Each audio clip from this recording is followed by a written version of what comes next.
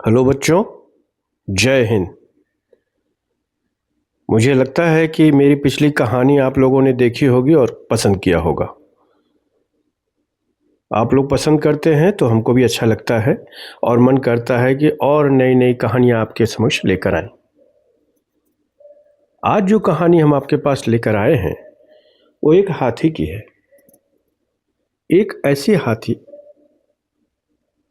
जो किसी की बात नहीं मानता था। शुरू करें कहानी? चलिए शुरू करते हैं। बहुत दूर एक घना जंगल था और उस जंगल में काफी लंबे लंबे पेड़ थे। एक झरना बगल से बह रहा है। सुंदर सुंदर जानवर रहते थे और एक दलदल भी था वहां। और उस दलदल के पास ही रहता था एक बड़ा सा हाथी जिसका नाम था एरावत। हाथी तो कैसा ही होता है, बड़ा होता है, ताकतवर होता है ना। तो एरावत भी ऐसा ही था, विशालकाय शरीर और काफी ताकत। लेकिन उसकी एक बुरी आदत थी। उसको ऐसा लगता था कि उसे सब कुछ पता है। I know everything. मुझे किसी की सलाह की जरूरत नहीं है। इसको क्या कहते हैं? इसको घमंड कहते हैं, इसको अभिमान कहते हैं, इसको अहंकार कहते हैं। बच्चों, ऐसा होना नहीं चाहिए।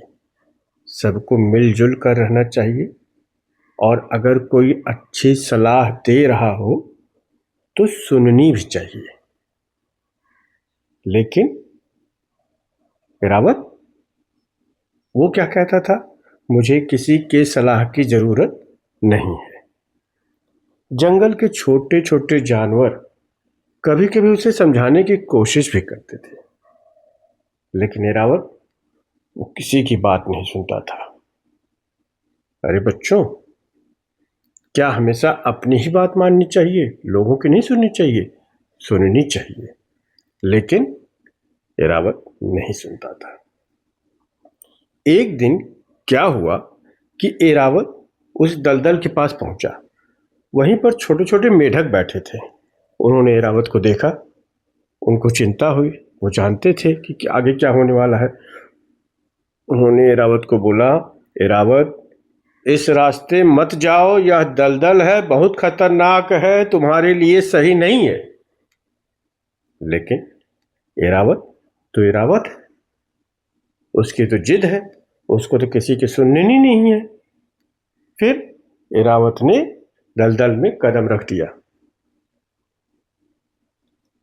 क्या कहता है? मुझे पता है कि मैं क्या कर रहा हूं। और वह सीधे दलदल में उतर जाता है।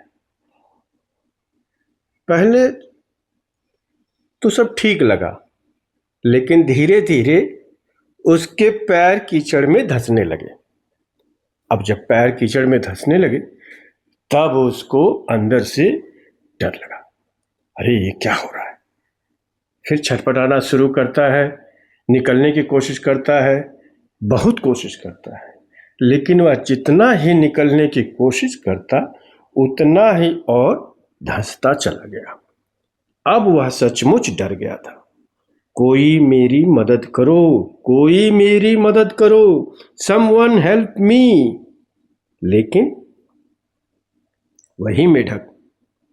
वही मेढक वापस आए। उन्होंने एरावत को देखा और बोले, डरो मत, हम मदद करेंगे, चिंता मत करो। हम तुम्हें बताते हैं कि तुम कैसे बच सकते हो। मेढकों ने क्या किया?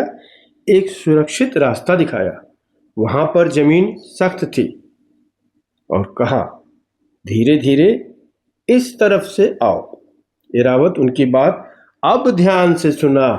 अगर पहले सुना होता तो ये होता ही नहीं, लेकिन अब ध्यान से सुना। एरावत धीरे धीरे उनके बताए हुए रास्ते पे चलते चलते बाहर निकलना शुरू किया। धीरे धीरे संभल कर कदम रखता हुआ उस रास्ते से बाहर आ गया। अब जाकर इरावत के जान में जान आई। इरावत के चेहरे पे मुस्कान आ गई। इरावत अब सुरक्षित था। वह मुस्कुराया और बोला, थैंक यू दोस्तों, धन्यवाद दोस्तों। अगर मैं आपकी बात पहले सुन लेता तो ये मुसीबत ही नहीं आती। अगर बात पहले सुन लेते तब ना। सुनना चाहिए था, सुने नहीं। अब एरावत सबकी बात सुनता है। उस दिन के बाद से एरावत बदल गया। अब वह हर किसी की बात ध्यान से सुनता है और सोच समझ कर फैसला करता है।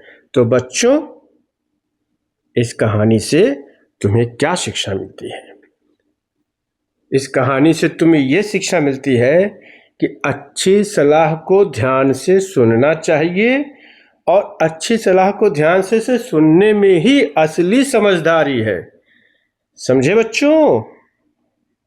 तो फिर अगली कहानी का इंतजार करें। तब तक के लिए जय हिंद।